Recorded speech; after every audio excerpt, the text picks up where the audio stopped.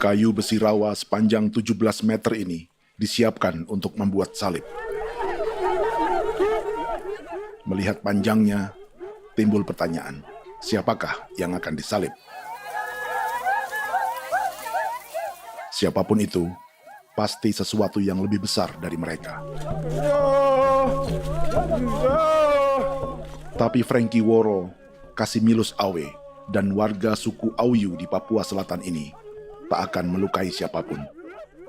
Mereka memakai salib ini sebagai tanda perlawanan.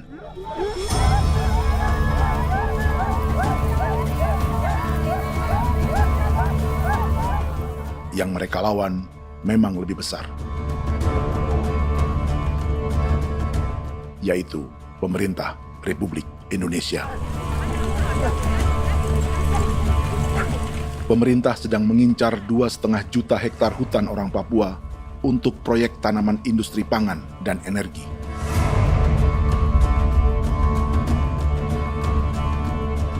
Ratusan kilometer dari salib orang-orang Auyu itu, orang Muyu sedang menyiapkan gerakannya sendiri. Tapi kali ini dalam bentuk sebuah pesta. Pesta yang disiapkan oleh marga Kimco Jinipjo selama 10 tahun.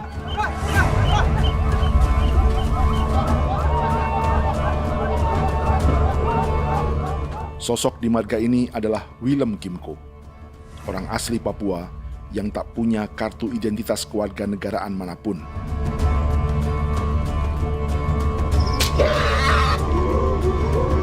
Pesta adat ini sudah cukup langka. Tak hanya di Papua, bahkan di kawasan Pasifik dan peradaban Melanesia. Awalnya bayarnya kalau bukan.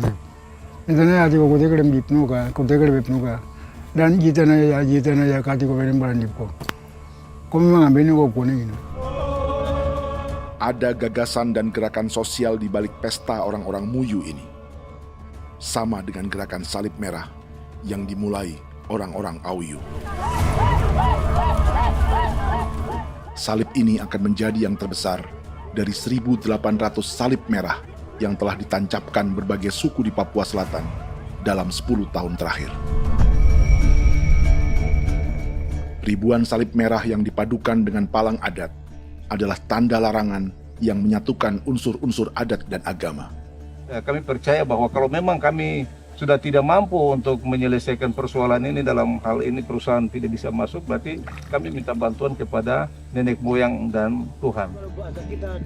Atribut perang orang Auyu ini diukir atau dilukis, digambar di batang salib ini dengan tujuan bahwa kami larang dengan sangat keras. Jadi apabila siapapun, baik dari antara kita sendiri yang melanggar batas ataupun pihak lain yang mengganggu keselamatan hak tanah adat kami, maka kami siap untuk melakukan ancaman perang.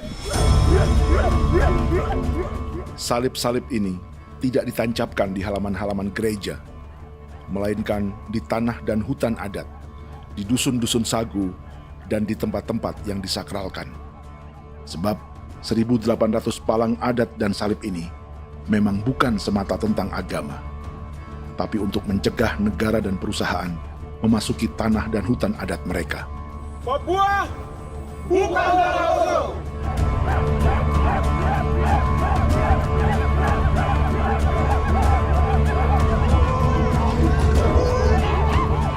Di zaman TikTok ini, kami ingin menceritakan semua ini lewat film yang pendek.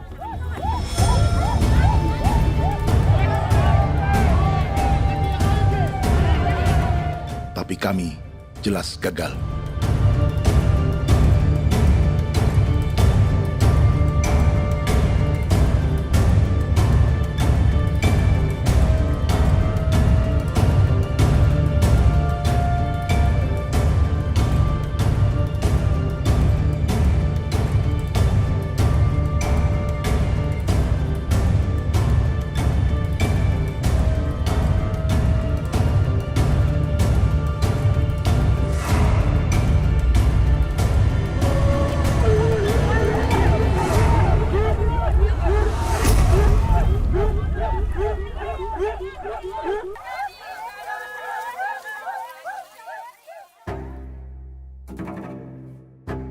Di planet ini, ada 5 pemilik hutan hujan tropis terluas yang tersisa. Kongo di Afrika, Brazil, Peru, Bolivia, dan Indonesia.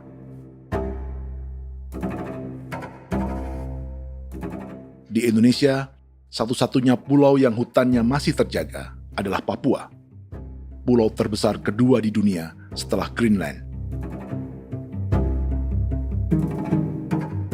Lewat sejarah kolonialisme yang panjang, pulau ini kini dikuasai 2 negara. Bagian barat oleh Indonesia yang juga dikenal sebagai West Papua, dan bagian timur menjadi Papua Nugini.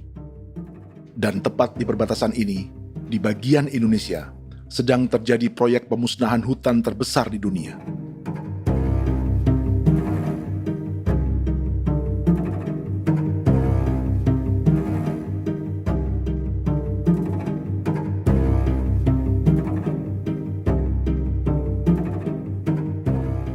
Pemerintah Indonesia sedang membuka lebih dari 2,5 juta hektar hutan untuk sawit, tebu, padi, dan peternakan.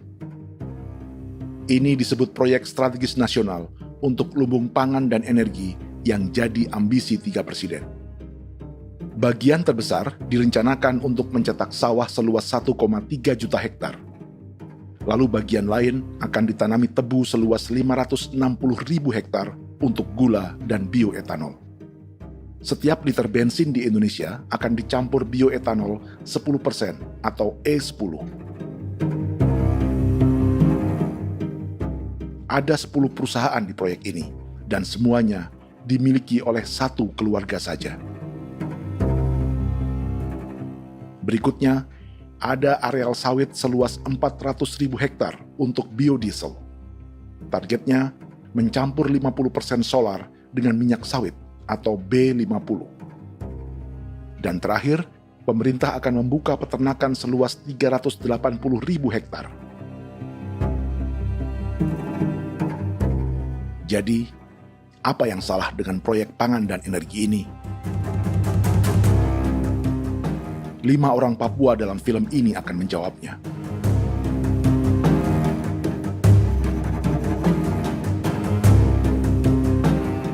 Yang pertama adalah Yasinta Moiwen dari suku Marin.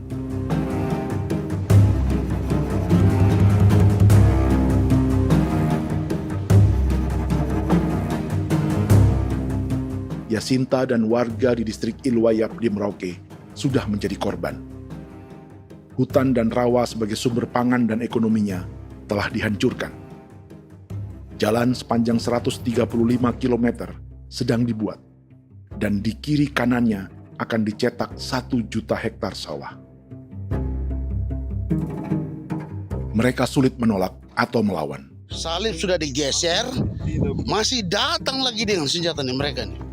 Karena proyek ini juga dijaga tentara. Macam-macam senjatanya.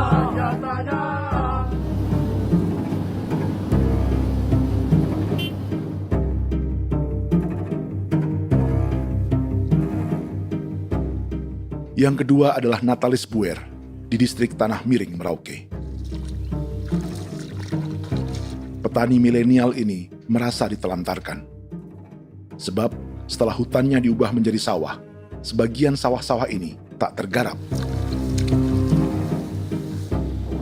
Orang asli Papua seperti Natalis tak punya modal untuk benih, pupuk, perawatan, hingga ongkos panen.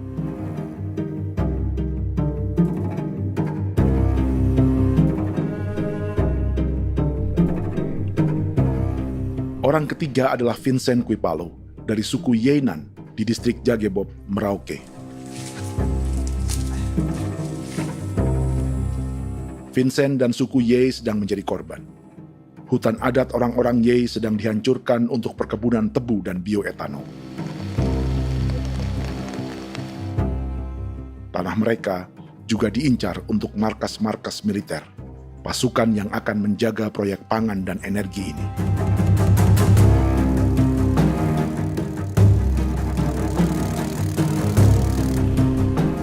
Yang keempat adalah Frankie Woro dari suku Auyu di distrik Fofi, Kabupaten Bovendigul. Hutan dan tanah mereka terancam perluasan perkebunan sawit untuk campuran biodiesel atau B50. Orang-orang dari suku Auyu ini adalah calon korban. Merekalah salah satu pelopor gerakan Palang Adat dan Salib Merah. Meski kadang berseberangan dengan gereja yang mereka anggap lebih mendukung pemerintah dan perusahaan. Mereka bahkan sedang merencanakan gerakan yang lebih besar, dengan salib yang lebih besar. Tanah milik Somu Sobisiba itu bahwa tanah ini diciptakan oleh Tuhan dan memberikan warisan kepada kami. Kami ini hanya hak jaga.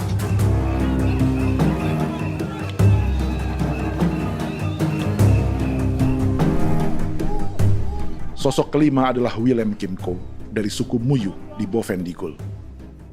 Tokoh adat dari Muyu ini hidup di garis belakang proyek negara, sehingga belum menjadi korban. Tapi mereka sedang bersiap menghadapi segala kemungkinan. Tinggal di belantara dan perbatasan membuat sebagian mereka tak punya status kewarganegaraan. Tapi mereka telah hidup jauh sebelum ada Indonesia atau Papua Nugini.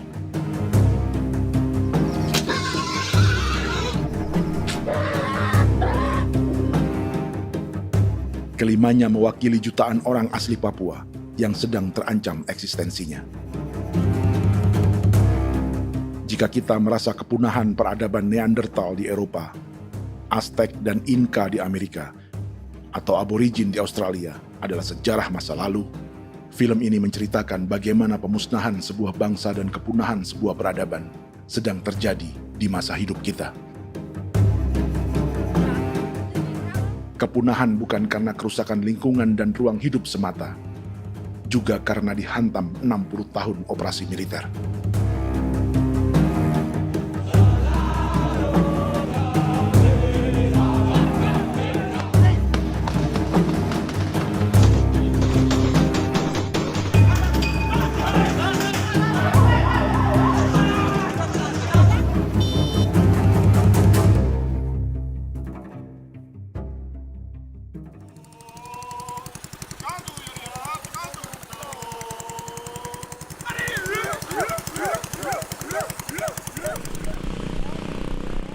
Frankie Woro dan orang-orang Auyu sedang berburu. Tapi lokasi perburuan mereka mulai dikuasai perusahaan perkebunan sawit.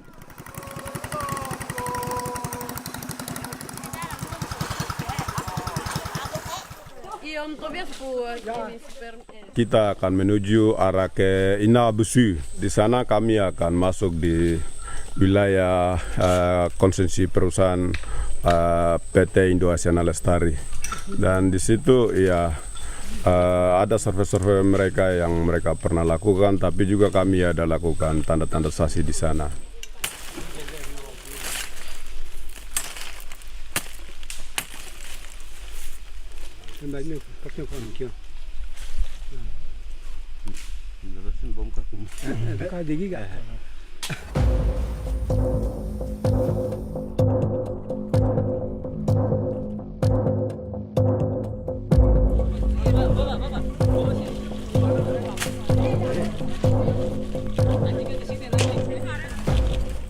Dapat dengan yang induknya, tapi karena induknya dia lari dan terlambat kerja, akhirnya yang bisa kita dapat dia punya anak ini saja. Ini kalau pakai bahan kayak asli.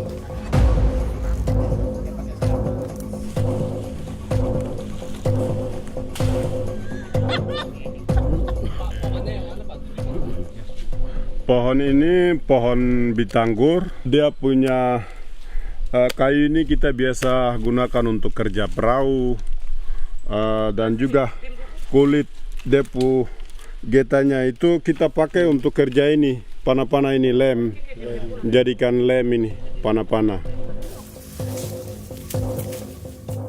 Hutan ini adalah supermarket bagi suku Auyu.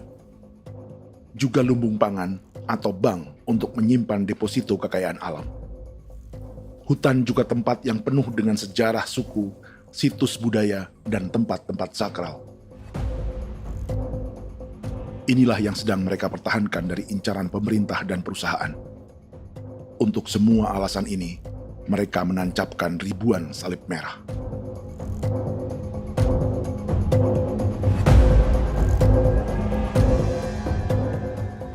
Tapi dari kampung, warga suku Auyu memberi kabar pada Frankie tentang intimidasi oleh aparat negara agar mereka melepas tanah ke perusahaan sawit dan berhenti memasang palang adat dan salib merah. Ada beberapa titik yang saya sudah siap, tetapi di sini emergensi dari saya, terutama di kampung Sokanggon, PT Damai Timber. Dia mengganggu saya dengan menggunakan kekerasan maupun pihak hukum. Dan kemarin saya ada pernyataan penolakan secara resmi, tapi masih tetap dalam menggunakan pihak hukum untuk masuk, untuk harus dituntut saya untuk harus diterima perusahaan itu. Kita di situ ada 15 marga, tetapi 15 marga juga tidak setuju. Marga-marga siapa yang terima dan marga-marga mana saja yang menolak. Nanti kita lihat dari pertimbangan itu, dan di situ dan kita undang mereka untuk bicara dengan kami. Sebagai sosok yang aktif dalam gerakan, warga Auyu terus memberi informasi lapangan kepada Frankie yang tak selalu berada di kampungnya. Pernyataan yang mereka paksa saya untuk tanda tangan itu, tapi sementara saya tidak tanda tangan. Data semua ada di tangan saya. Ya. Baik, kalau gitu itu lebih bagus karena tanda tangan itu yang berbahaya. Iya. Tanda tangan itu yang lebih berbahaya karena sekarang ini modern dan canggih, dan itu yang mereka biasa pakai untuk tipu muslihat. Mereka biasa pakai itu di tanda tangan itu. Betul. Dari Bambisa juga di Sofia dia masuk untuk memaksakan kami marga untuk harus menerima perusahaan itu. Tapi kemarin kami sudah menolak. Babisa di sini nama bosku. Itu yang sekarang strategi militer yang sekarang mereka pakai. Jadi yang penting masyarakat itu yang benar-benar mau menolak siap dukung ketua marga siapa yang nanti tampil. Ini adalah peta konsesi sawit untuk biodiesel dalam proyek strategis nasional. Dan di distrik Fofi inilah orang-orang Auyu hidup dari sungai dan hutan. Tapi Frankie di Bovendigul masih lebih beruntung. Setidaknya dibandingkan Yasinta Mowien di Merauke yang sudah kehilangan hutan dan rawanya.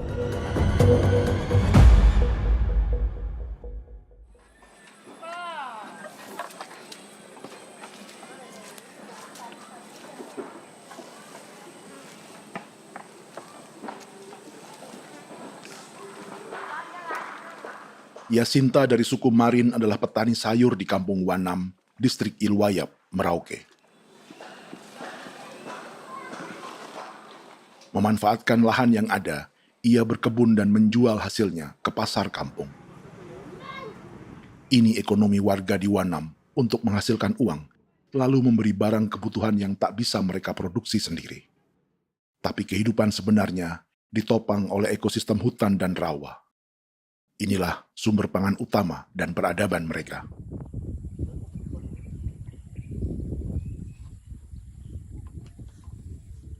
Namun ketenangan ini diusik ketika tiba-tiba Juli 2024 di Pelabuhan Wanam datang ratusan alat berat untuk proyek pangan dan energi pemerintah.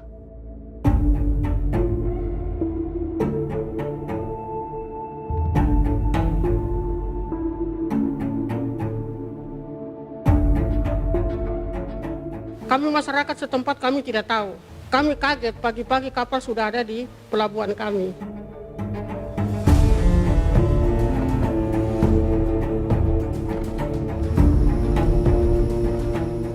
Yasinta Mowien atau Enrika Gebze dan warga lainnya tak pernah diajak bicara atau dimintai pendapat. Seakan-akan Papua adalah tanah kosong. Kita suka kaget yang dong bawa turun alat berat dong bawa turun, kita kaget masyarakat. Dorang subongkar itu kayu-kayu.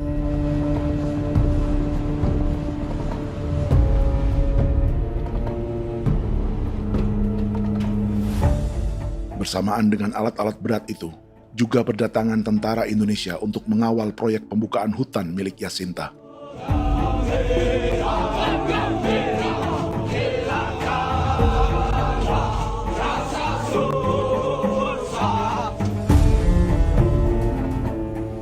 Ribu alat berat didatangkan dari Cina ke Papua oleh perusahaan bernama John Lin Group sebagai kontraktor pemerintah. Ini disebut sebagai pesanan eskavator terbesar di dunia dengan nilai 4 triliun rupiah. Misinya membuka hutan dan rawa milik orang Marin, salah satunya untuk membangun jalan sepanjang 135 km.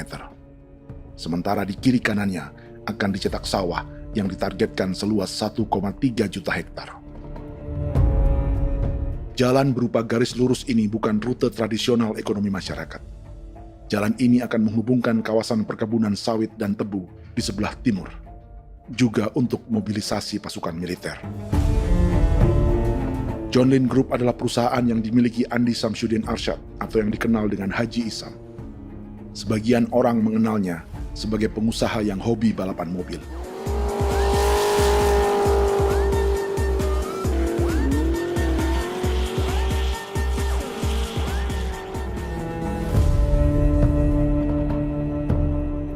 Tapi di Kalimantan, ia berbisnis batu bara, perkebunan sawit, pengolahan karet, penerbangan, perkapalan, dan biodiesel. John Lin Group kini juga menjadi pemilik perkebunan tebu dan pabrik gula terbesar di Indonesia. Sayapnya melebar dari Kalimantan hingga ke Bombana, Sulawesi Tenggara. Perkebunan tebu, pabrik gula, dan industri bioetanol inilah yang juga sedang dikembangkan di Papua. Foto ini adalah momen ketika Isam bersama kerabatnya, Menteri Pertanian Amran Sulaiman dan Menteri Pertahanan Syafri Samsudin meluncurkan program biodiesel atau B50 di Kalimantan Selatan. B50 artinya setiap 1 liter solar, 50%-nya akan dicampur minyak sawit. Perusahaannya, PT John Lin Agroraya, menjadi salah satu pemainnya.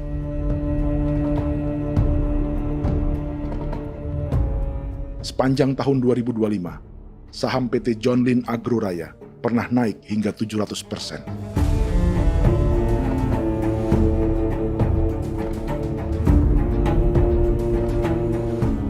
Perusahaan sawitnya yang lain, PT Pradiksi Gunatama, sahamnya bahkan pernah naik 4.000% hanya dalam 1 tahun. Dari harga saham ini saja, nilai kekayaan keluarga Isam diperkirakan mencapai 100 triliun rupiah lebih, menjadikannya salah satu keluarga terkaya di Indonesia dan salah satu pemain penting industri bioenergi.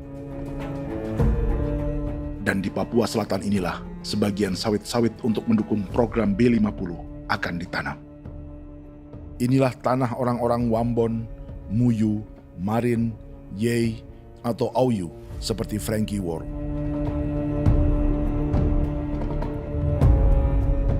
Haji Isam pernah menjadi tim kampanye nasional Presiden Joko Widodo dalam pemilu 2019 saat melawan Prabowo. Bintang Mahaputra Utama diberikan kepada Saudara Andi Syamsuddin Arsyad. Beliau berjasa luar biasa dalam mendorong pertumbuhan ekonomi daerah maupun nasional. Setelah menjadi presiden, Prabowo memberi gelar kehormatan Bintang Mahaputra Utama pada Isam.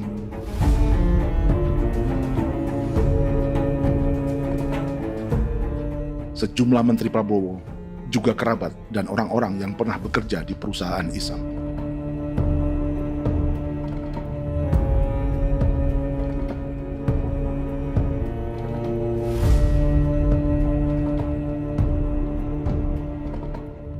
Lawan sebesar inilah yang sedang dihadapi Jacinta di kampung Wanam, Merauke. Atau petani perempuan lain seperti Enrika Gebze. Jadi alam kita ini sudah rusak. Jadi kita itu biasa jalan dari sini tuh harus pasang jerat di situ, harus cari makan di situ lagi. Itu tempat-tempat itu pasang-pasang jerat, tempat babi, rusa, sekarang sudah tidak ada lagi.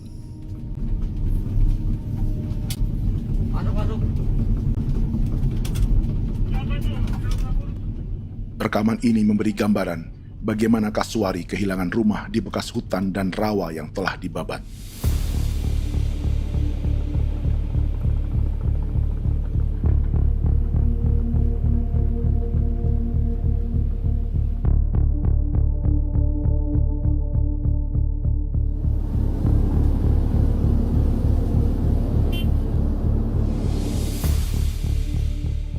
Keterlibatan tentara dalam proyek pangan dan energi di Papua memakai dalih bahwa ancaman terhadap negara kini tak hanya perang secara militer,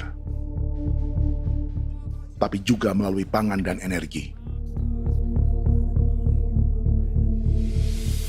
Kementerian Pertahanan pun terlibat karena proyek ini dianggap operasi militer selain perang.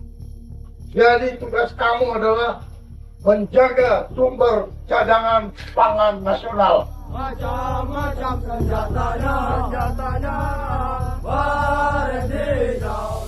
Proyek ini menambah panjang alasan mempertahankan kehadiran tentara di Papua dalam 60 tahun terakhir. Saat ini, jumlah tentara Indonesia di Papua mencapai 56.000 personel, atau ada 1 tentara untuk setiap 100 orang Papua. Bandingkan dengan rata-rata nasional, di mana hanya ada 1 tentara untuk 696 penduduk Indonesia. Itu belum termasuk polisi. Artinya, 1 orang Papua dijaga lebih banyak senjata dari rata-rata penduduk Indonesia. Tanah dan hutan diambil secara sepihak untuk kepentingan pembangunan batalion dan bandar antariksa. Ini bentuk perampasan masyarakat. Penolakan kehadiran markas-markas militer terjadi di sejumlah tempat di Papua. Tak hanya karena trauma dan ketakutan, juga karena mengambil tanah-tanah adat.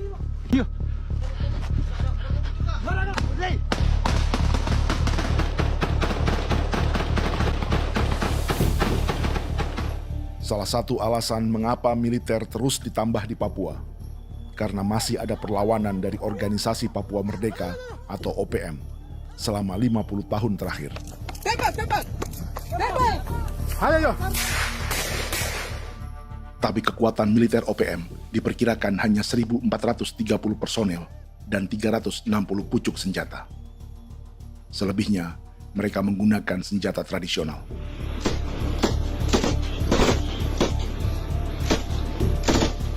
Dengan demikian, kekuatan tentara dan polisi di Papua 58 kali lebih besar dari gerilyawan Organisasi Papua Merdeka.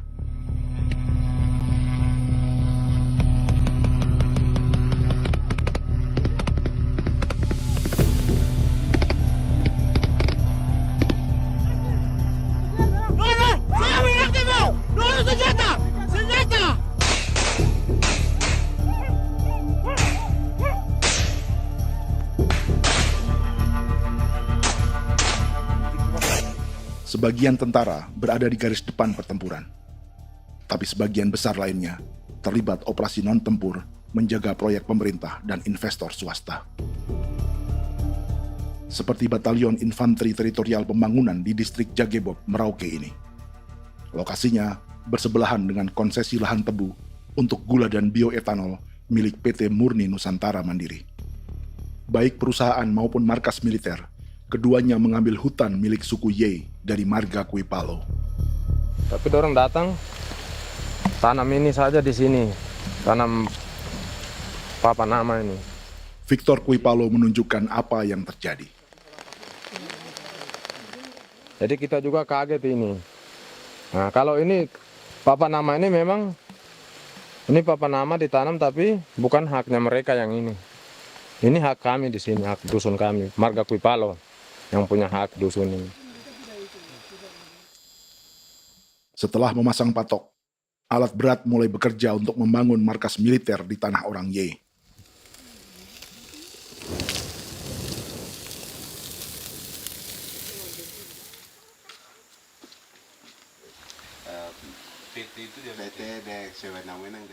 Kehadiran markas militer mengkhawatirkan warga yang pernah mengalami trauma.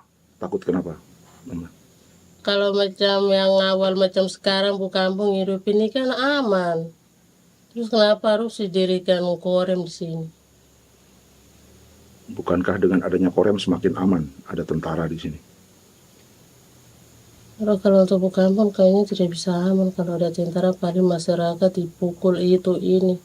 Kalau kampung hidup begini malah saya sejahtera dan saya punya masyarakat.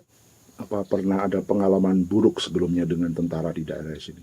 Ada yang cerita waktu pos-pos di sini tuh di 13, 12 itu zaman katanya Patimura. Memang kasihan. Malah kita punya orang ini yang dianiaya betul, dipukul. Disuruh kerja bakti tidak mau atau lama mencari, namanya kita pangkur sagu itu butuh waktu 1 minggu. Kalau lama begitu ya paling diseret apa pukul itu. Operasi militer Indonesia di Papua dimulai tahun 1962 lewat Operasi Trikora. Tapi perlawanan bersenjata pertama di Papua baru dilakukan tahun 1965 di Manokwari. Nanti tanggal 1 Mei jam 12.30 pemerintahan di Irian Barat mutlak akan jatuh di tangan.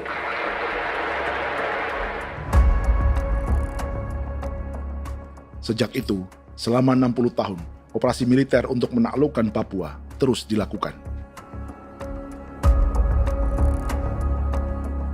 Salah satu operasi militer paling berdarah adalah Operasi Wibawa untuk memenangkan Indonesia dalam jajak pendapat tahun 1969.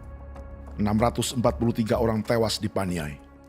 Lalu disusul 4.146 korban tewas antara tahun 1977 hingga 1978.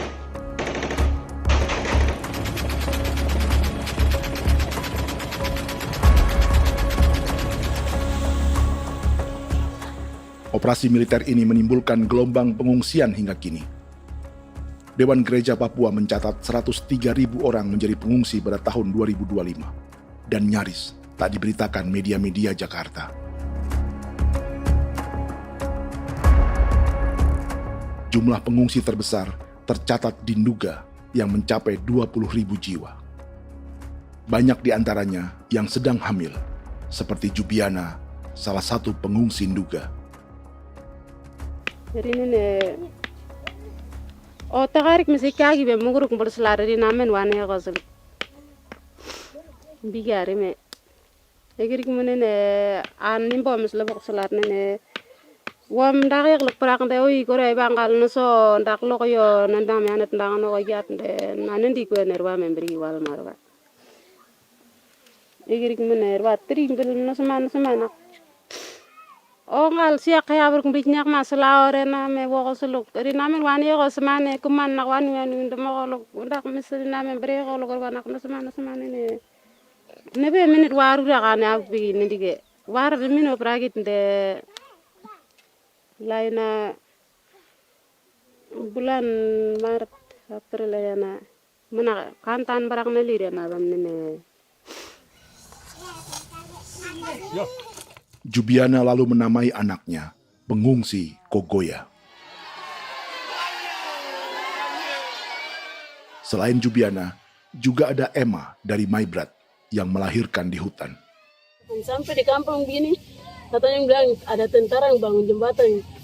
Ya, capek itu juga pun masih tahan. Kembali lagi ke hutan lagi. Seperti itu sampai saya jatuh di tengah jalan. Orang sampai terbanting di kayu semuanya. Berasa sakit begitu. Melengkapnya tuh Domika Serli, pengungsi Wako. Masyarakat sipil dari Kampung Aitrem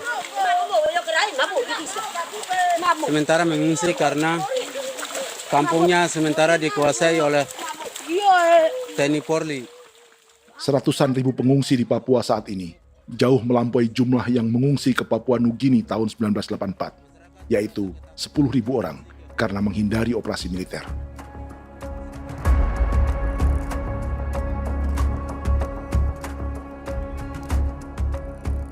Bersamaan dengan operasi militer, eksploitasi sumber daya alam Papua juga dilakukan sejak masuknya tambang emas dan tembaga Freeport pada tahun 1967.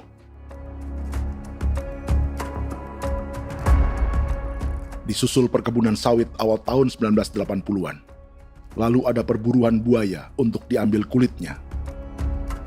Sebelumnya, ada eksploitasi gas alam di Teluk Bintuni, pencarian besar-besaran kayu gaharu, atau pembukaan hutan tanaman industri. Ini belum termasuk perburuan dan perdagangan ikan arwana di selatan Papua, penebangan kayu merbau dari hutan-hutan Jayapura, emas di Blok Wabu Intan Jaya, bahkan nikel di pulau-pulau kecil Raja Ampat. Dan kini, dalam skala yang belum pernah terjadi dalam sejarah, Papua dipaksa mencetak sawah, tebu untuk bioetanol, dan sawit untuk biodiesel.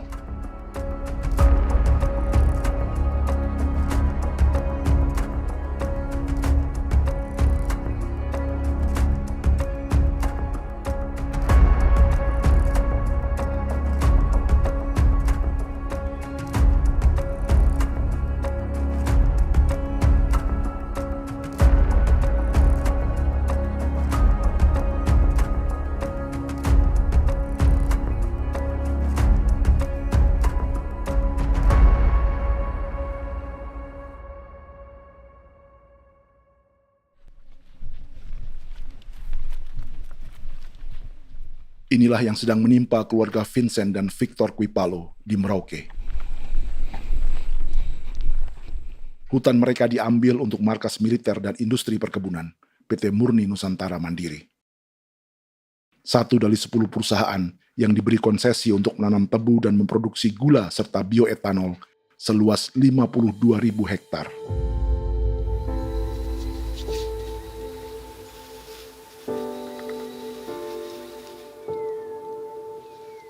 Perusahaan ini dianggap mengambil hutan dan tanah orang-orang Ye, terutama marga Kuipalo, yang memiliki hak adat terhadap 2.300 hektar hutan.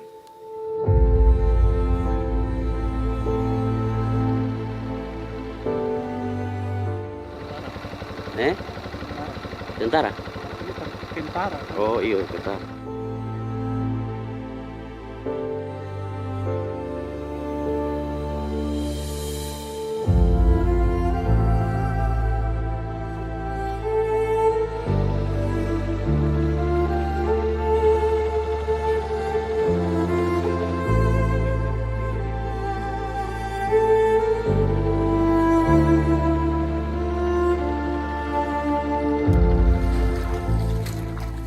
Keluarga Kuipalo sedang melihat apakah perusahaan semakin mengancam tanah mereka. Dan kekhawatiran itu terbukti. Iya, makanya tadi saya bilang ini dari sini saja dekat ini sudah masuk di dalam ujung lapang ini. Ini hutan, yang ini hutan yang dorong ada bongkar sekarang ini. Ini sudah punya alat tuh dekat ini. Dekat sekali ini. Ini di sini. Nacau, kelapa itu yang jalan lama, jalan setapak ini. Dari udara, terlihat alat-alat berat semakin mendekati tanah orang-orang Ye, marga Kuipalo.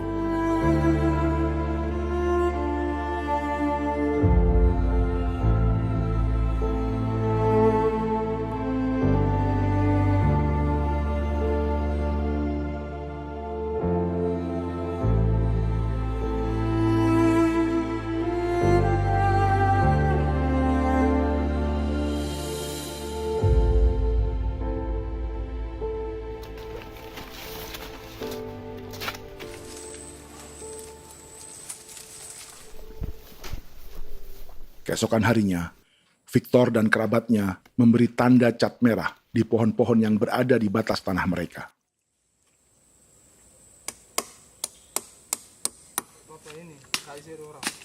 Tapi tanda peringatan adat ini tak diindahkan perusahaan.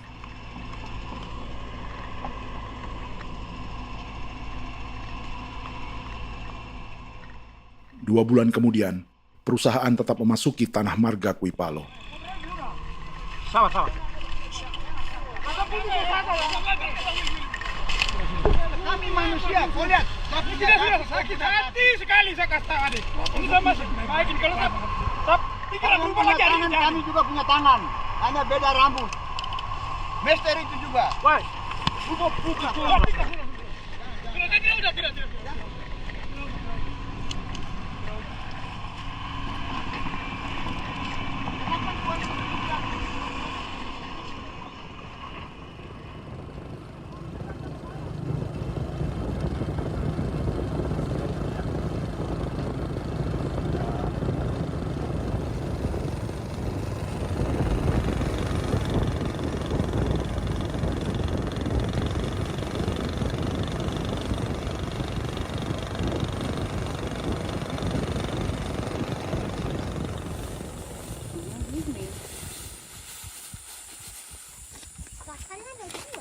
Kita masuk sini.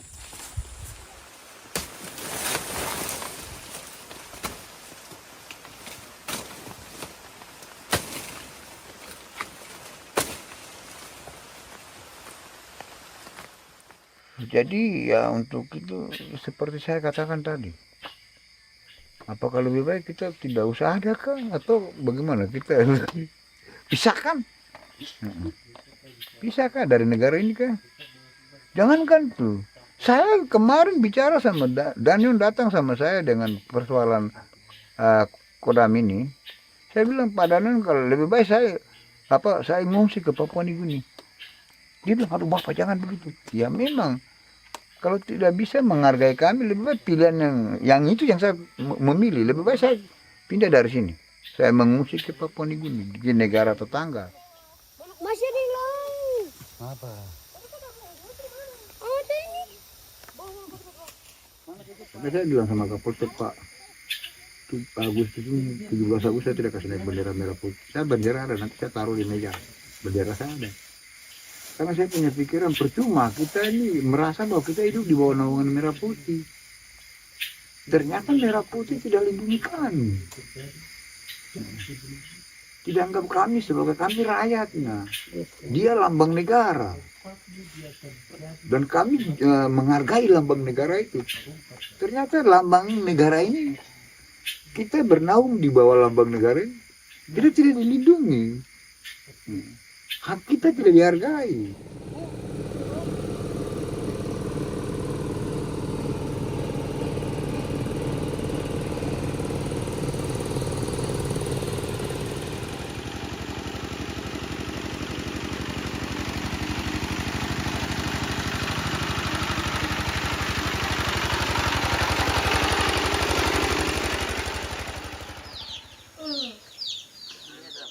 Marga Kuipalo dari suku Ye terus mendapat teror dan intimidasi agar melepas tanah mereka yang hanya dihargai Rp300.000 per hektar.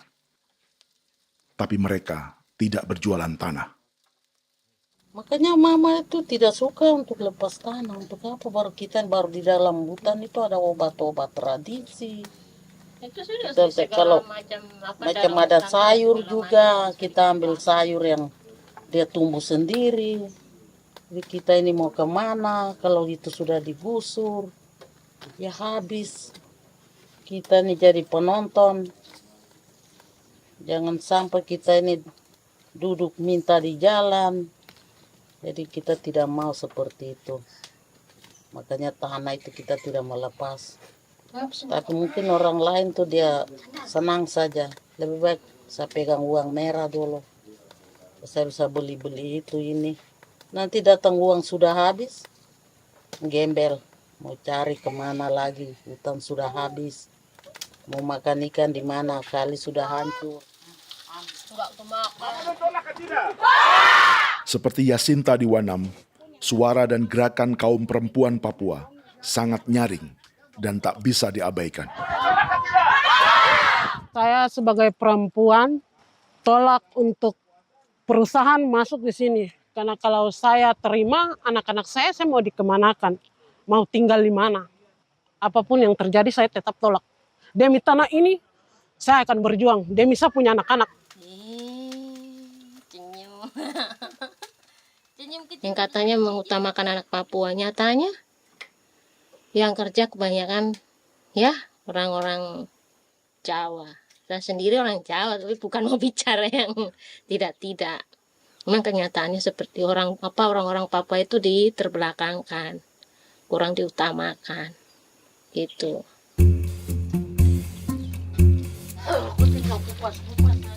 Proyek food estate seperti mencetak sawah bukannya tak diikuti warga Papua.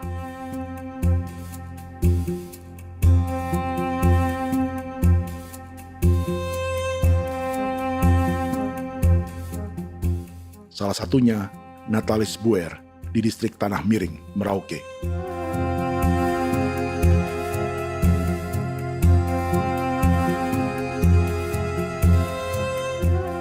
Setelah menghabisi hutan, pemerintah Indonesia mencetak sawah untuk tanaman padi karena beras mulai menjadi makanan pokok menggantikan sagu. Sebagian besar penggarapnya adalah warga transmigran yang datang sejak era 1980-an. Bahkan petani transmigran sudah ada sejak Belanda membuka proyek padi kumbe di distrik Kurik.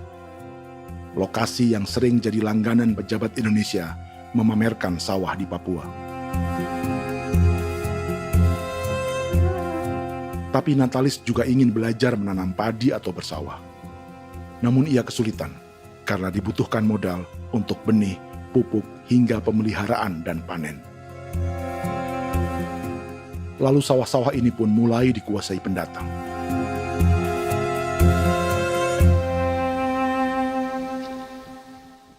Tapi sejauh ini di kampung kami ini yang saya lihat memang ada kelompok kami punya di sini yang sudah tergabung dalam Gapoktan, kemudian masuk dalam optimalisasi lahan.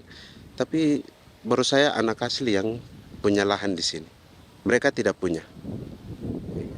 Pemerintah dalam hal ini adalah Kementerian Pertanian bersama-sama Kementerian Pertahanan yang dalam hal ini pada garis di bawahnya adalah TNI Angkatan Darat memberikan support yang maksimal kepada masyarakat khususnya di Merauke dalam rangka. Saya kemarin habis 9 juta. 9 juta ya? Iya, 9 juta karena dia sudah tidak dipakai toh. Ya. Perempuan Papua seperti Filomina juga mau bertani. Pemerintah memberi bantuan Rp900.000 per hektar lewat program optimalisasi lahan atau OPLAH. Tapi dibanding biaya produksi dan harga jual gabah, Filomina mengaku berkali-kali rugi dan kini memutuskan tak lagi menggarap sawahnya. Terus kita harus cari uang untuk kombe. Betul. Karung kita beli. Karung beri sendiri lagi. Tenda kita beli. Ini dari yang offline ini don tidak siapkan. Tidak ada. Tidak ada ya, jadi mama don sendiri. Itu yang saya ada bilang, 900.000. Itu modal untuk kerja sawah ini.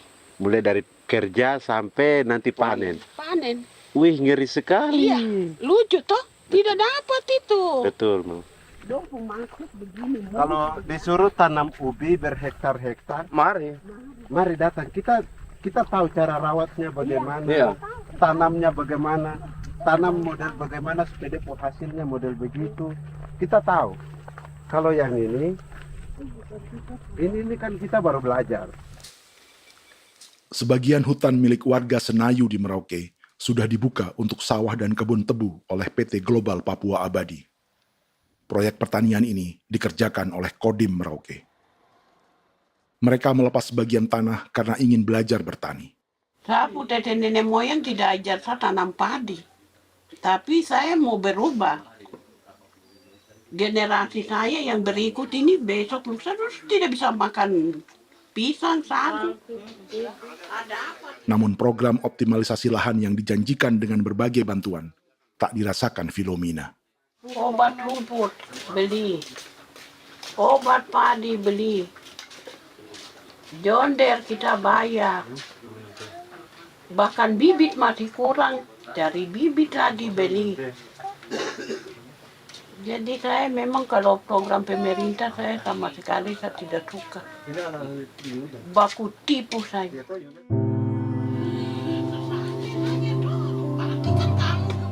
Mereka merasa ditinggalkan sendiri, jatuh bangun belajar bertani padi. Sementara sumber pangan dan air yang semula mudah didapat, kini telah berganti sawah dan kebun tebu. Dulu kita masih bisa jalan, nanti masak di kali, pakai air kali. Minum pakai air kali. Sekarang, kok mau masak? Tidak ada air. Air sudah susu, mau minum tidak bisa. Sudah dengan obat. Drone semprot ibu itu saja drone. Drone yang semprot. Saya lihat di itu. Jadi kita bukan drone yang terbang di atas untuk disemprot. Iya, dia semprot tuh. Dong lempar pupuk di bawah ya dia mengalir ke kali. Mengalir ke kali, ke rawa-rawa.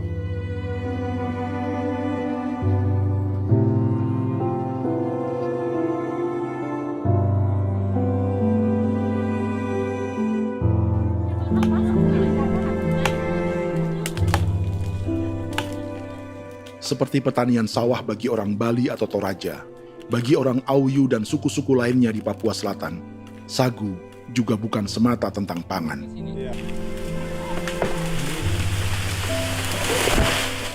Bagi orang Auyu dan Marin, sagu adalah kerabat, sosok orang tua, sosok nenek moyang yang harus dijaga dan dilindungi. Lagi bikin apa mama ini mama? Pakai tokok itu sagu.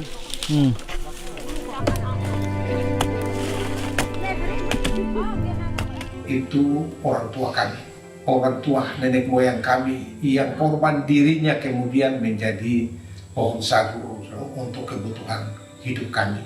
Kami diingatkan oleh leluhur, sagu itu tidak boleh digusur dan tidak boleh diganggu dengan cara apapun, dan di dalam rangka kepentingan apapun tidak boleh. Kamu harus bela, bahkan sampai nyawa pun harus menjadi taruhan demi membela keselamatan keberadaan sagu di atas tanah ini.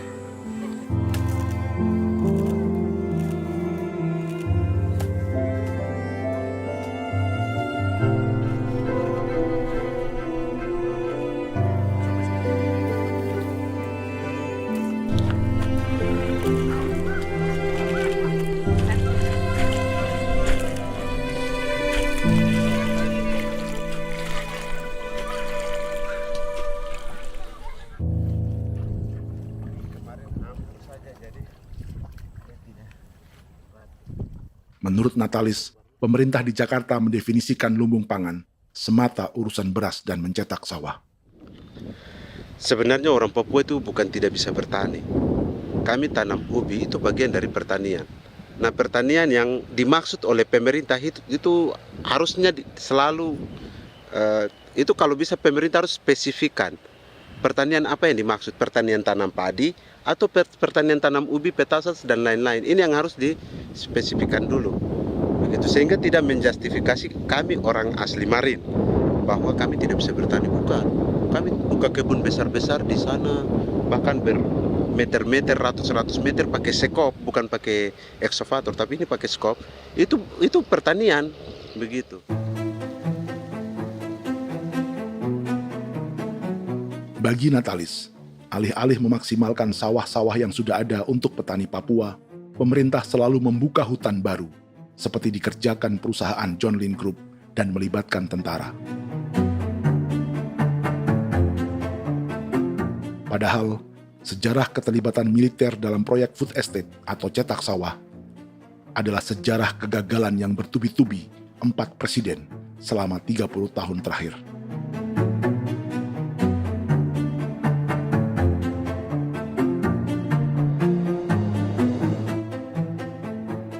Papua bukan yang pertama menjadi proyek lumbung pangan yang melibatkan tentara. Kalimantan telah menjadi korban 30 tahun sebelumnya.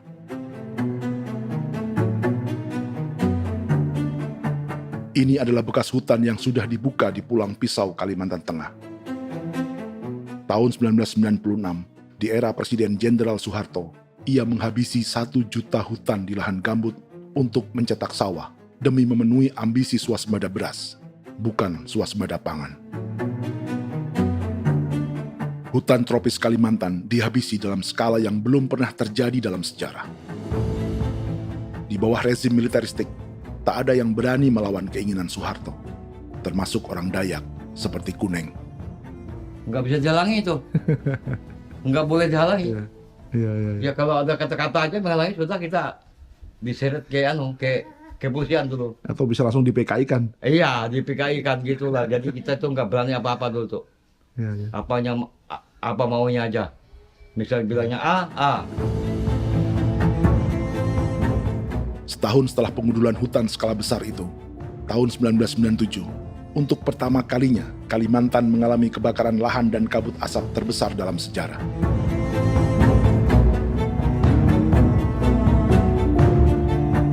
Sebagai ilustrasi, ini kondisi kabut asap tahun 2015.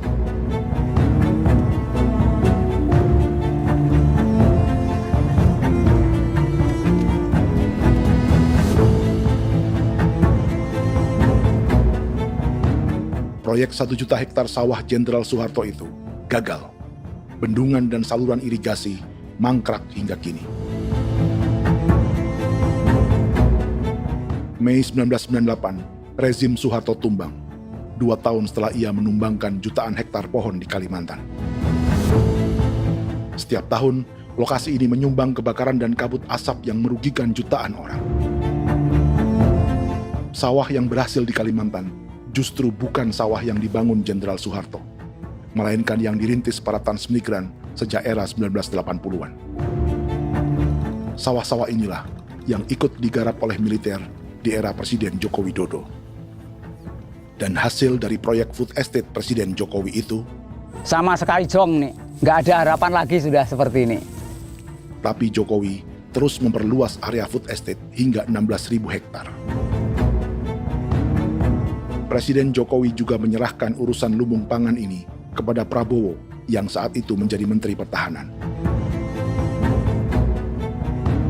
Salah satunya di Kabupaten Gunung Mas, Kalimantan Tengah, untuk membuka perkebunan singkong seluas 31.000 hektar. Food Estate Singkong Jenderal Prabowo ini dimulai dengan membuka 600 hektar hutan di Tawai Baru. Proyek singkong untuk bioetanol ini pun dijaga tentara. Dan seperti Jenderal Soeharto, proyek Jenderal Prabowo ini pun gagal.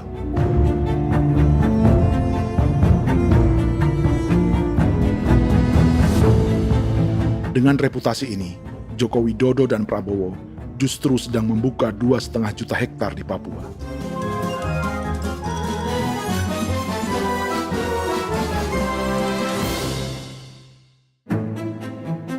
Setelah Jenderal Soeharto, Presiden Jenderal Susilo Bambang Yudhoyono juga mencoba membuka food estate di Papua sejak tahun 2010. Namanya Merauke Integrated Food and Energy Estate atau MIFE. Proyek ini juga gagal. Lalu di lokasi yang sama, Jokowi berusaha meneruskan dengan proyek mencetak sawah 1,2 juta hektar yang juga gagal. Sekarang yang paling siap adalah 1,2 hektar. Yang 1,2 juta hektar. Dan kini, Prabowo yang pernah gagal dengan 600 hektar singkong di Kalimantan justru akan mengulangi di Papua dengan skala 2,5 juta hektar. Di daerah Papua pun harus ditanam kelapa sawit supaya bisa menghasilkan juga BBM dari kelapa sawit. Dalam setiap proyek pangan dan energi di Papua, yang lebih menonjol bukan tanaman pangannya, melainkan untuk energi atau bahan bakarnya. Sawit untuk biodiesel dan tebu untuk industri bioetanol. Ada 10 perusahaan yang diberi konsesi hingga 0,5 juta hektar untuk tebu. Dan 10 perusahaan itu dimiliki oleh 1 keluarga saja.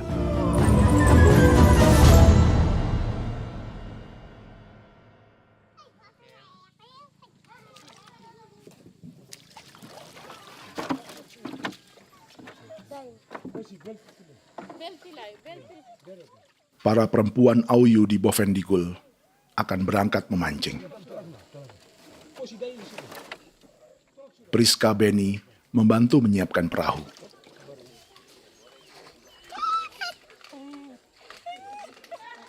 Mereka akan mengumpulkan bahan pangan di hutan untuk persiapan acara penancapan salib merah berikutnya.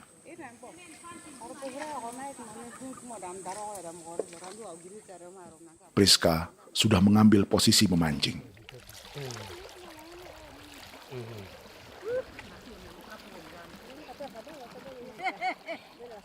1.800 salib merah telah dipasang di wilayah adat berbagai suku di Papua Selatan untuk menghalau perusahaan sawit dan tebu.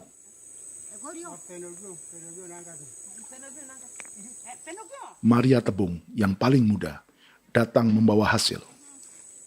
2 ekor ikan gastor alias gabus toraja. Sebagai generasi Z, pendidikannya sampai sekolah dasar. Di perusahaan perkebunan seperti sawit atau tebu, ijazah SD hanya bisa menjadi buruh kasar. Tapi ia tak tertarik. Karena kita hidup itu dari alam, kita pancing, juga di darat, bawa anjing, terus bikin pagar sagu, dapat babi, bawa baru kita makan. Jadi kita tidak mau perusahaan masuk. Sementara Priska Beni masih mencari peruntungan.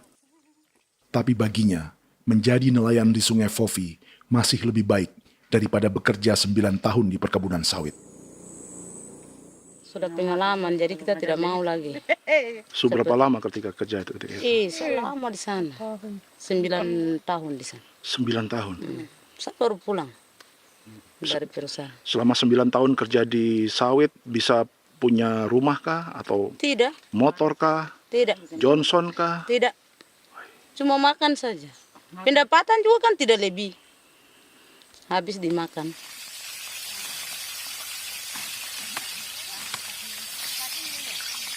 Satu minggu libur berapa hari? Tidak libur. Minggu tetap kerja? Tetap kerja. Tidak bisa ke gereja? Hari Minggu kerja. Jadi Dia tidak mengenal agama perusahaan itu. di grup perusahaan sawit Korindo, Priska digaji 2 juta rupiah per bulan dan tinggal di mes karyawan. Tapi gaji itu dipotong bahan makanan atau BAMA rata-rata 1 juta rupiah setiap bulan. Korindo adalah grup perusahaan yang salah satu usahanya adalah hutan tanaman industri dan sawit di Bovendigul dan Merauke. Di Papua, mereka memakai bendera PT Tunas Sarwa Ema. Perusahaan ini pernah memberi bantuan pada Keuskupan Agung Merauke. Keuskupan Merauke belakangan mengeluarkan pernyataan mendukung proyek strategis nasional di Papua. Umat Katolik yang memprotes sikap gereja tersebut ditangkap polisi. Jadi selama 9 tahun tidak bisa nabung? Tidak. Makan saja. Makan saja. Makan saja. Menabung bagaimana? Keperluan banyak. Sudah sampai. Habis di anak-anak uang sekolah. Uang 1 juta itu mana sampai. Mau nabung juga tidak cukup. Sudah pengalaman, jadi kalau di sini perusahaan mau masuk tidak.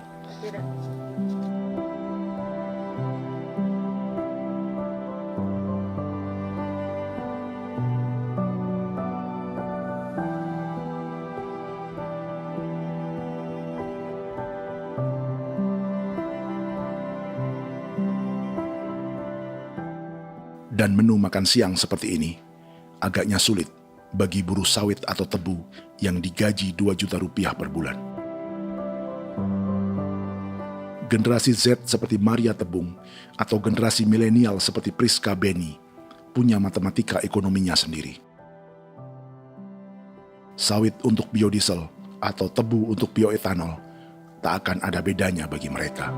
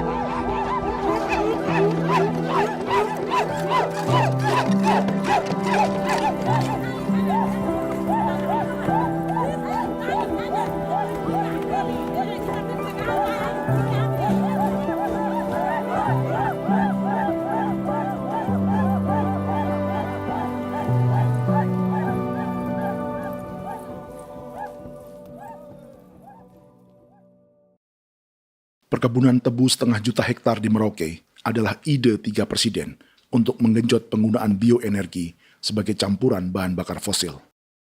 Selain swasembada pangan, swasembada energi. Di daerah Papua pun harus ditanam kelapa sawit supaya bisa menghasilkan juga BBM dari kelapa sawit. Juga tebu menghasilkan etanol. Singkong, kasava juga untuk menghasilkan etanol. Bioetanol adalah bahan bakar nabati atau tumbuhan yang dapat dicampur dengan bensin. Sama dengan program biodiesel yang mencampur solar dengan minyak sawit. Pertamina saat ini sudah menjual BBM bioetanol dengan campuran 5% yang dipasarkan dengan merek Pertamax Green 95. Tapi pemerintah ingin menaikkan kadarnya menjadi 10% atau E10. Maka ke depan kita akan mendorong untuk ada E10. Kemarin malam sudah kami rapat dengan Bapak Presiden. Bapak Presiden sudah menyetujui untuk direncanakan mandatori 10% etanol. Idenya untuk mengurangi ketergantungan pada bahan bakar fosil yang diimpor dan menimbulkan polusi.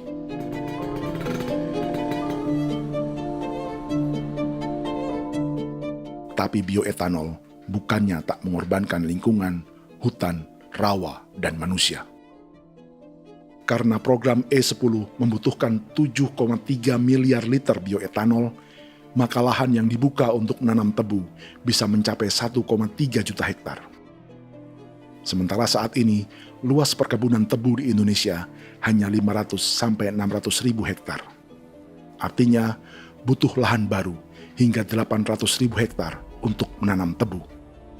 Dan 500 ribu hektar diantaranya sedang dibuka di Papua. Hutan yang tadinya untuk menumbuhkan pangan berubah jadi tanaman untuk bahan bakar di jalanan. Kecepatan pulihnya hutan beradu dengan jumlah dan kecepatan kendaraan di jalanan.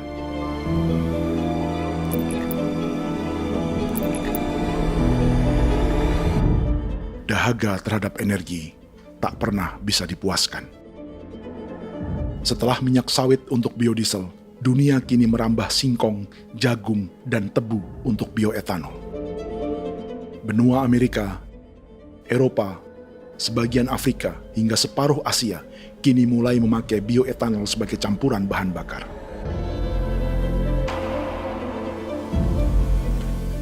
Selain perebutan lahan, masa depan dunia juga dibayangi semakin mahalnya harga pangan karena persaingan antara perut manusia dengan tangki kendaraan.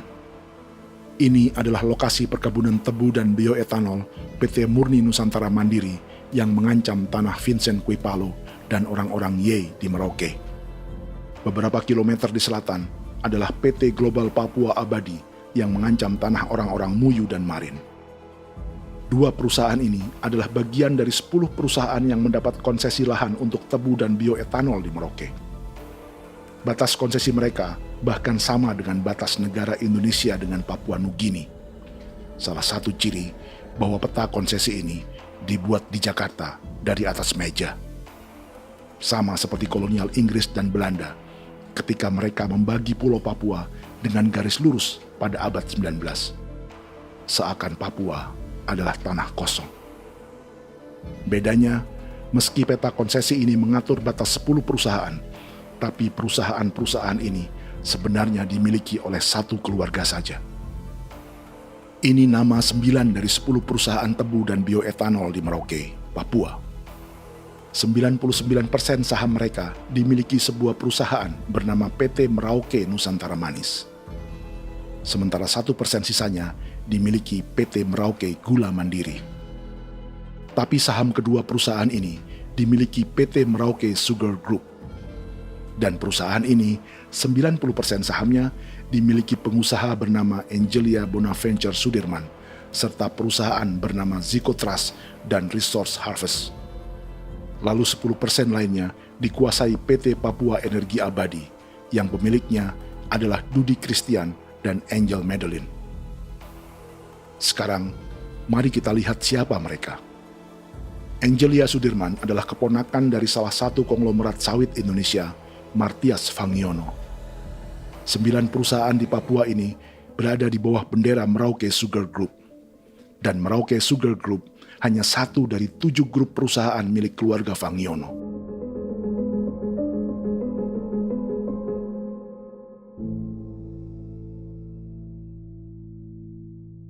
Ini Martias Fangiono. Seperti Haji Isam, Martias selama ini dikenal sebagai pengusaha sawit yang kini merambah bisnis tebu dan bioetanol. Ini momen saat penanaman perdana tebu di Merauke bersama Presiden Joko Widodo Juli 2024. Di sini juga ada anak Martias Fangiono, yaitu Wirastuti Fangiono. Wirastuti adalah salah satu yang menonjol dari keluarga Fangiono. Tahun 2025, Forbes mencatatnya sebagai konglomerat termuda dengan kekayaan 23 triliun rupiah yang mengendalikan 2 grup usaha, FAP Agri dan Surya Dumai Industri. Keduanya adalah perusahaan sawit dan biodiesel. Anak dan bapak ini adalah investor utama bagi Jokowi dan Prabowo untuk proyek tebu dan bioetanol di Papua. Sementara yang ini adalah Martua Sitorus, pemilik raksasa agribisnis dunia, Wilmar International, yang juga memegang konsesi sawit di Papua lewat berbagai perusahaan.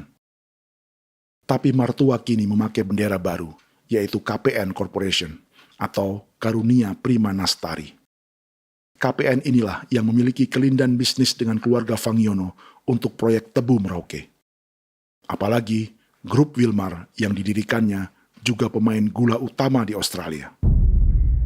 Tahun 2010, Wilmar membeli 100% saham perusahaan gula terbesar Australia, Sucrogin. Akuisisi senilai 1,5 miliar dolar Amerika ini langsung menjadikan Wilmar salah satu pemain tebu terbesar dunia. Sebagian bibit tebu yang ditanam di Merauke adalah varietas yang dikembangkan Lembaga Riset Gula Australia atau Sugar Research Australia. Sugar Research Australia lalu menjalin kontrak pengembangan bibit dengan PT Global Papua Abadi milik Fangiono. Tapi masalahnya, Sugar Research Australia adalah badan publik yang tugasnya memajukan petani tebu dan sebagian dananya berasal dari pajak warga Australia. Itu artinya, warga Australia membiayai pengembangan bibit tebu untuk investor dan pemerintah Indonesia. Dokumen ini menunjukkan bahwa lembaga yang dibiayai warga Australia itu pernah memiliki kontrak penyediaan bibit dengan PT Global Papua Abadi milik keluarga Fangiono. Kontrak itu baru berakhir pada November 2024. Artinya, saat Presiden Jokowi dan keluarga Fangiono menanam bibit tebu pada Juli 2024 ini, kontrak itu masih berlaku. Nama lain dalam keluarga ini adalah Siliandra Fangiono, yang pada tahun 2024 dijuluki Raja Sawit Termuda dengan kekayaan 39 triliun rupiah dalam catatan Forbes. Ia mengendalikan grup First Resources. Secara umum, keluarga Fangiono memiliki 20 perusahaan di Sumatera, 32 perusahaan di Kalimantan, 1 di Jakarta, 2 di Singapura, dan 25 perusahaan di Papua. Di Papua, perusahaannya tersebar dari Sorong, Mapi, hingga Merauke. Para politikus dan pejabat Indonesia terus membesarkan konglomerasi, meski Martias Fangiono pernah divonis 1,5 tahun penjara karena kasus pembalakan liar dan kebun sawit ilegal tahun 2007. Sementara tahun 2022, Wilmar terlibat kasus korupsi ekspor minyak sawit dan divonis mengembalikan kerugian negara 11,8 triliun rupiah. Tumpukan uang ini disebut sebagai pembayaran dari grup Wilmar yang diterima secara simbolis oleh Presiden Prabowo pada Juni 2025 lalu. Tapi peran raksasa biodiesel dan bioetanol dunia ini belum akan surut di Indonesia. Bahkan sebaliknya. Sebuah dokumen presentasi bisnis dari Wilmar International Limited pada tahun 2010 ini bisa menjadi petunjuk. Presentasi ini bagian dari proses pembelian 100% saham raksasa tebu Australia, Sucrogin. Dalam presentasi ini, Wilmar mengaku ditawari konsesi lahan 200.000 hektar di Papua, atau dulu disebut Irian Jaya, untuk menanam tebu. Dengan penerbangan hanya 2,5 jam dari kantor Sucrogin di kota Townsville ke Merauke, Wilmar akan mengawinkan bisnis gula dan bioetanolnya menjadi pemain dunia. Dan lokasi yang diincar oleh Wilmar adalah distrik Ilwayap di Merauke, kampung halaman Yasinta Moiwen. Dan persis disinilah 14 tahun kemudian ribuan eskavator John Lynn Group milik Haji Isam mulai membuka hutan sebagai kontraktor pemerintah. Presentasi dan gagasan ini dibuat oleh Wilmar pada Juli tahun 2010. Sebulan kemudian, Agustus 2010, pemerintah Presiden Susilo Bambang Yudhoyono meluncurkan proyek Lumbung Pangan dan Energi Merauke atau Merauke Integrated Food and Energy Estate. Targetnya membuka lahan 1 juta hektar dalam 5 klaster yang masing-masing 200.000 hektar.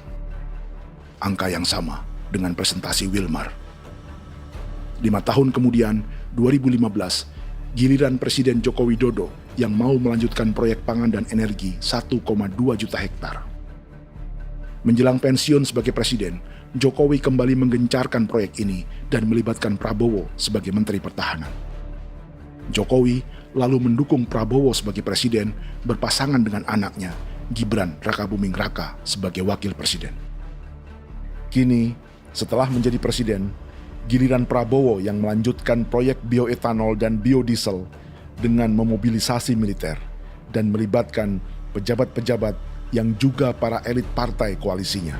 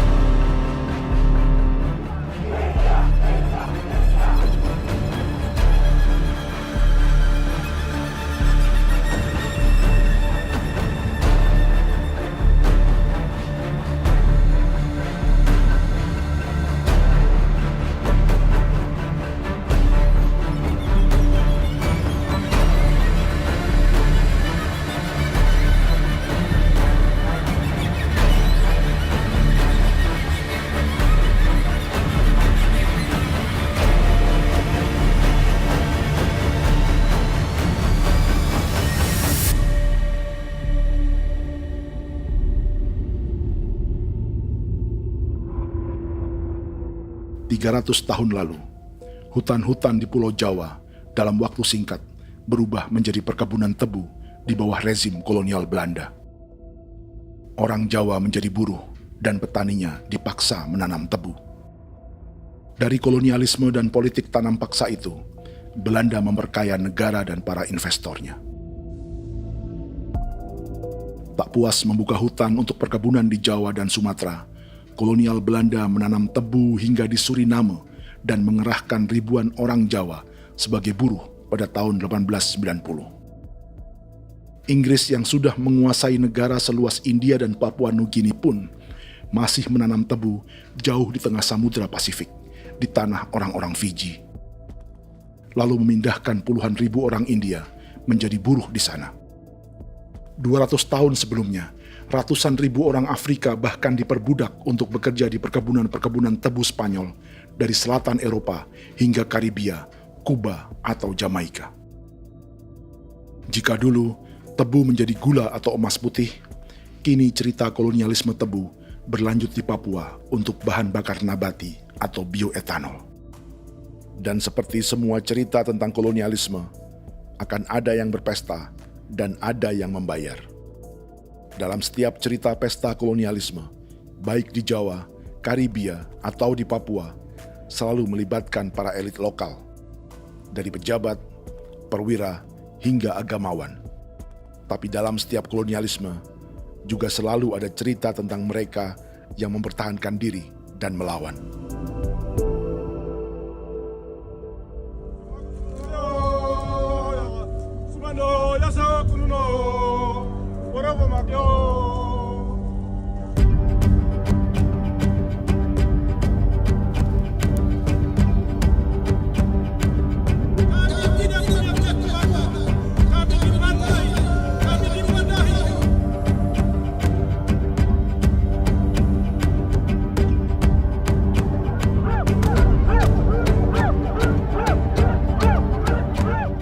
Dalam sejarah Gereja Katolik banyak pemimpin-pemimpin yang adalah tanda petik itu adalah Judas-Judas juga. Jadi itu sudah pasti karena itu adalah manusia.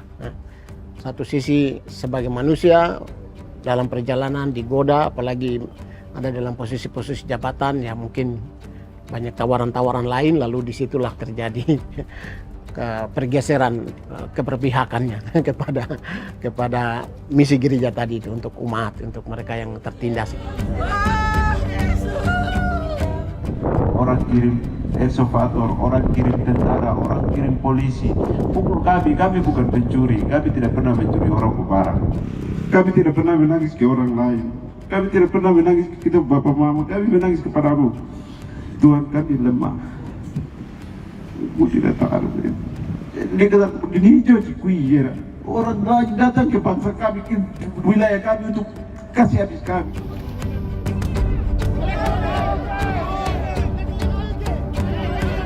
Ya Hakimam Dehi, Ya Hakimam Dehi, Bono Ya Hadigul Dehi, Bono Ya Hadigul Dehi.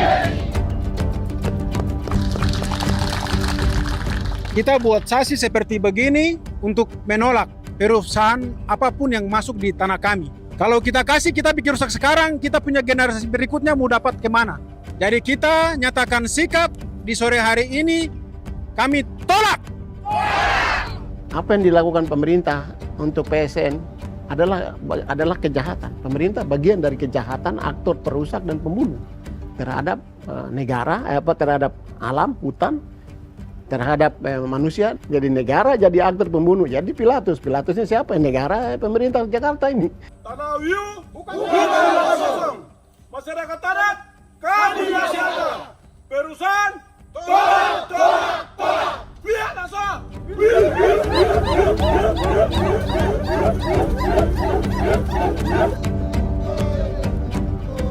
Jika tanah adat dan hutan adat hilang, kami mau hidup di mana? Maka di sini saya mau bilang, negara jangan tipu-tipu kami lagi.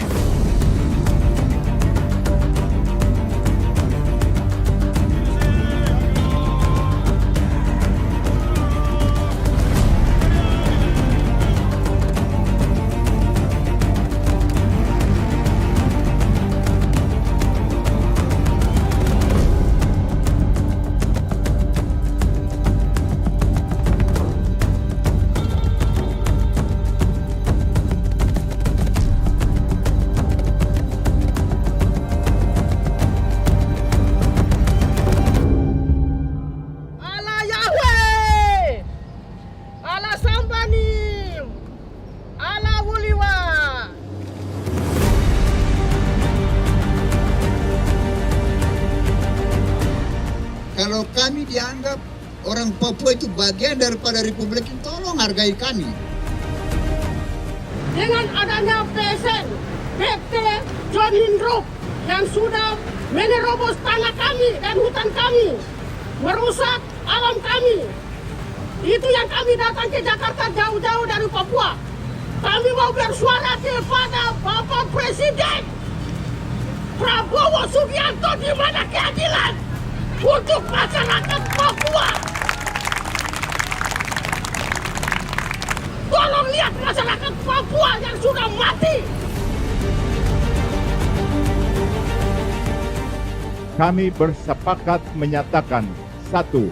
Gereja-gereja di Indonesia mendukung masyarakat adat yang menolak proyek strategis nasional di tanah Papua.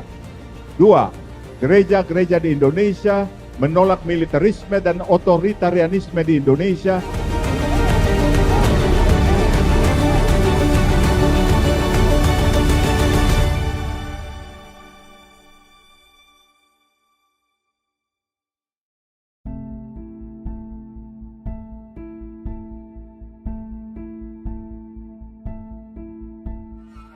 Kita sering merasa banyak hal buruk sudah jadi cerita sejarah. Dan kita sekarang hidup lebih baik, lebih beradab, atau mustahil melakukan kejahatan seperti di masa lalu. Kita tidak lagi menghukum mati orang dengan memenggal kepalanya. Kita menembaknya atau menyuntik racun agar tertidur dan mati. Tapi ada hal-hal yang tak berubah. Salah satu pembantaian yang kuat di ingatan kita adalah kejahatan Nazi atau genosida di Rwanda. Padahal pembantaian juga sedang terjadi di masa kita, seperti di Gaza, Palestina. Penghancuran sebuah peradaban seperti Indian di Amerika atau aborigin di Australia juga kita anggap masa lalu. Sekarang kita merasa lebih baik dan lebih toleran. Padahal proses penghancuran bahkan pemusnahan yang sama sedang terjadi terhadap bangsa Melanesia di Papua. Begitu juga dengan praktik kolonialisme. Kita merasa penjajahan seperti dilakukan Portugis, Inggris, atau Belanda sudah menjadi sejarah. Dan Indonesia tidak mungkin menjajah. Padahal itulah yang sedang terjadi dan dirasakan di Papua.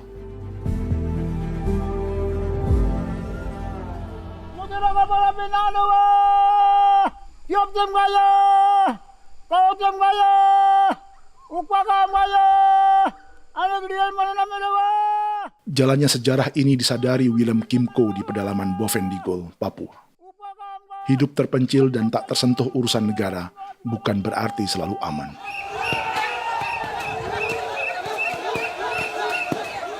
Untuk sampai di tempat ini, orang-orang Muyu menempuh 2 hari berjalan kaki mengarungi hutan, lembah, dan sungai.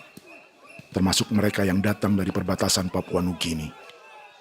Mereka berkumpul untuk memenuhi undangan pesta adat yang disebut Awon Atatbon atau Pesta Babi. Yang mengundang adalah marga Kimco Jinipjo. Yang dituakan di marga ini adalah Willem Kimco. Ia tak punya kartu tanda penduduk dan kewarganegaraan manapun, baik Indonesia atau Papua Nugini. Tahun 1984, 10.000 orang Papua, terutama suku Muyu, mengungsi ke Papua Nugini untuk menghindari operasi militer Indonesia, termasuk Willem Kimco.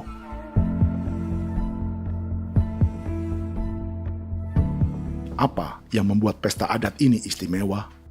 Apa bedanya dengan acara serupa yang dihadiri pejabat, tokoh agama, LSM, atau yang direkam oleh kru televisi dan konten kreator? 18. Pertama, untuk membuat pesta babi, orang Muyu perlu persiapan selama 10 tahun. Sebab, babi-babi yang akan jadi bagian dari pesta ini tak boleh dibeli, alias harus dipelihara sendiri. Babi-babi ini bukan bantuan pejabat pemerintah, gereja, atau LSM.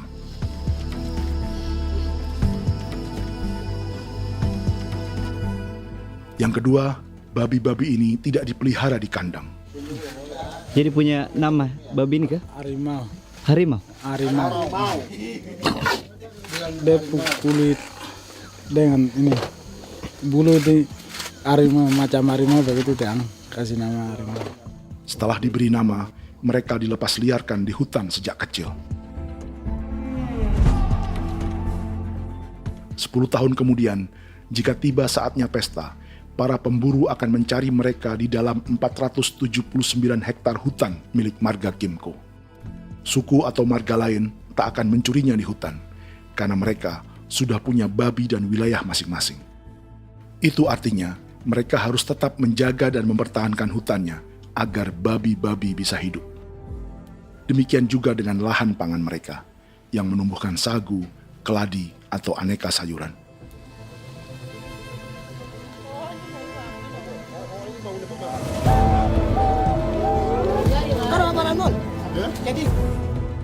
Yang ketiga, dalam Awon Atatbon atau pesta babi, binatang ini tidak dimakan secara gratis.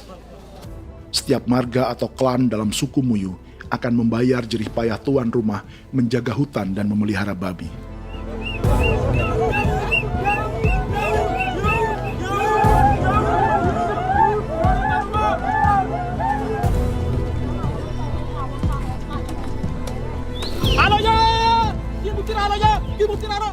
Ini seperti arisan untuk menjaga budaya dan lingkungan. Bagian dari budaya dan ekonomi timbal balik yang ditandai dengan siklus memberi dan menerima.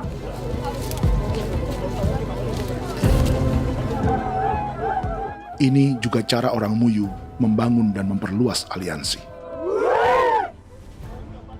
Awon bet begul bet ulan yau kandoet asat peda nani asat peda yang liga nani ado amte nani menene tena ya kepo ke mau kau di mana kepo ke mau mayat nih kep tetek mau yang gol kep kan in between ini ke iftore wen ne tena ya kadek me oke kep kan nanti kutu kepo ke pasar kutu nani kene man gini wane manjo koko kati bolon ya bengo koko kuning bolon ya. Jika Willem Kimco dan marganya bisa menjaga hutan dan wilayahnya, marga lain ikut diuntungkan sebagai sebuah ekosistem. Demikian juga sebaliknya. Alasan keempat, mengapa pesta babi ini memiliki tempat khusus dalam peradaban orang Muyu, karena Willem Kimco khawatir peradaban mereka akan punah, menyusul ancaman terhadap ekosistem dan hutan. Setiap marga atau klan harus mengkonsolidasi diri dan membangun aliansi.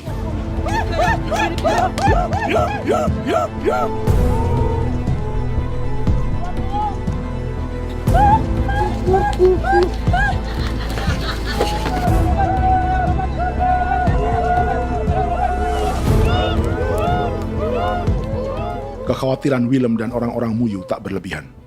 Ruang hidup mereka bersinggungan dengan proyek bioetanol dan biodiesel pemerintah Indonesia. Mereka juga tahu apa yang telah dan sedang menimpa suku lain seperti Auyu di Bovendigul atau Yainan dan Marin Anim di Merauke.